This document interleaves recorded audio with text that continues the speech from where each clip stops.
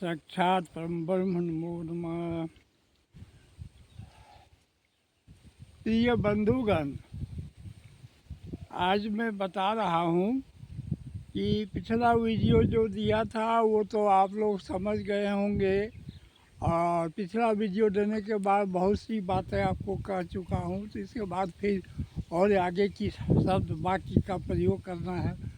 तो आज की बात यह है, सूक्ष्म बात यह है कि मैं आपको बता रहा हूँ कि ब्रह्म का नाम क्या है। ओम ब्रह्म हुआ, ब्रह्म का नाम हुआ। इसके बाद शब्द आते हैं, वाक्य आते हैं। तो शब्द वाक्य की उत्पत्ति कैसे हुआ, शब्द की उत्पत्ति कैसे हुआ, वाक्य की उत्पत्ति कैसे हुआ, हिंदी भाषा की मैं है लेके कह रहा हूँ। तो हिंदी भाषा में शब्द और वाक्य का उत्पत्ति हुआ। पहला हुआ स्वर वर्ण शब्द उत्पन्न हुआ। क्या? य, आ, ई, उ, ए, ओ, अंग, अ। ये हुआ स्वर वर्ण। इसके बाद दूसरा हुआ क से ह तक, क, ख, ग, घ, ङ, च, छ, ज, झ, य, ट, ठ, ड, ढ, ण, त, थ, द, ध, न, प, फ, ब, भ, म, य, र, ल, व, स, ह, ज्ञ। तो ये चीज़ जो है, ये व्यंजन वर्ण, स्वर वर्ण और व्यंजन वर्ण, ये दोनों उत्पन्न हुआ। इसका मतलब समझिए, स्वर वर्ण का मतलब है स्वर्ग, और व्यंजन मतलब है सृष्टि, बाकी सृष्टि। स्वर के बाद बाकी क्या है? धरती है, नरक है, यही ना है। तो स्वर वर्ण और व्यंजन वर्ण। व्यंजन वर्ण में क्या है कि व्यंजन वर्ण बिना स्वर की सहायता से आप व्यंजन वर्ग जो है, वर्ण का जो शब्द है, उसको वो उच्चारण नहीं कर सकते। जैसे क है, ख है, तो क ख में य छिपा हुआ, क ख, तो ऐसे उच्चारण नहीं होगा। क ख सब उच्चारण होगा। तो क में यो मिलाएंगे तो क का उच्चारण, ख में यो, गो में यो, इस तरह से मिलाएंगे तब उच्चारण। तो कहने का मतलब बिना स्वर्ग का सृष्टि नहीं है। सृष्टि की उत्पत्ति जो हुई है उसमें स्वर्ग जरूरी है, स्वर्ग उसमें मिला हुआ है। स्वर्ग वर्ण जैसे व्यंजन वर्ण में मिला हुआ है, उसी अंग्रेजी में वोवेल्स हैं, 5 वोवेल्स हैं और कांस्टेंट बाकी सब हैं। तो कांस्टेंट में वोवेल मिला हुआ, दोनों मिला के तब कोई शब्द वर्ड बनता है, कोई सेंटेंस बनता है।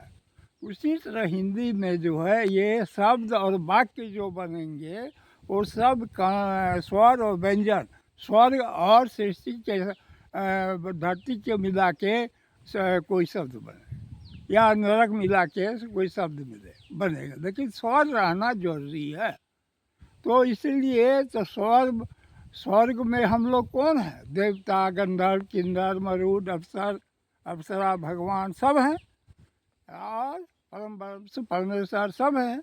धरती पर भी हैं, धरती पर मनुष्य हैं, प्राणी हैं ज़्यादा। इसके बाद मनुष्य के बाद में पशु पक्षी, कीड़ा मकोड़ा, राक्षस नरक में है, राक्षस।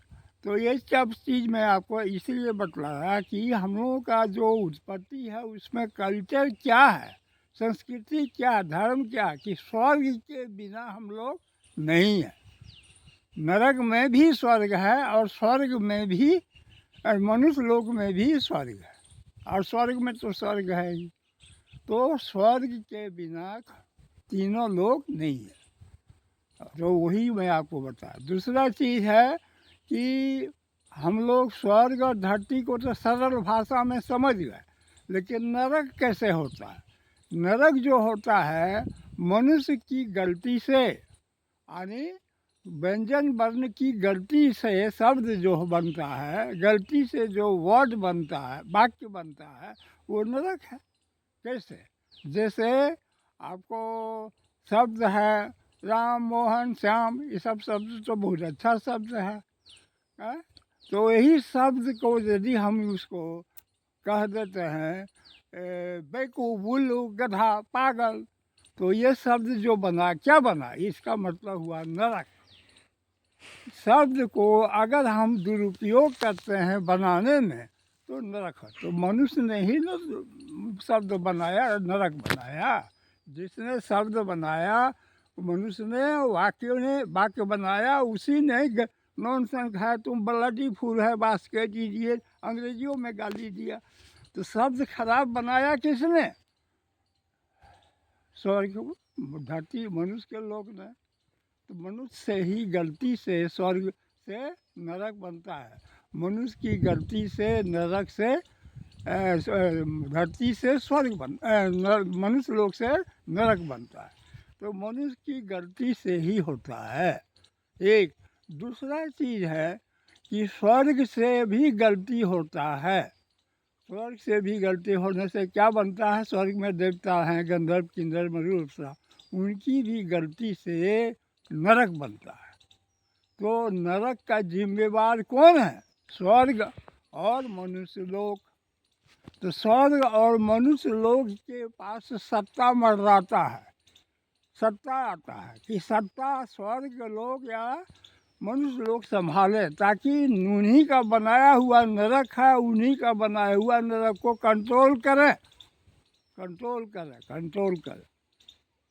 तो ये चीज़ मैं बताया, ये बहुत दूर की बात आपको समझा दिए। अब इसको आप अपना विश्व के आईने में बैठा के इसको अर्थ लगाइए कि जो नरक है विश्व में उसको कौन सुधारेगा? जिसने नरक बनाया उसने सुधारेगा, जिसने गलती किया उसने वो सुधारेगा। तो कौन गलती किया? स्वर्ग। कौन गलती किया? धरती के मनुष्य। तो मनुष्य, देवता, स्वर्ग सब मिलके नरक को कंट्रोल करे, गलती को सुधारे, नरक को कंट्रोल करे, नियंत्रण करे अपने बस में। तो ये चीज़ मैं आपको आज इतना तक दे दिया। अब इसके आगे जो है आप लोग विस्तार से पढ़िए, जानिए, समझिए, समझाइए और इसका अर्थ लगाइए। ठीक है, धन्यवाद, प्रणाम।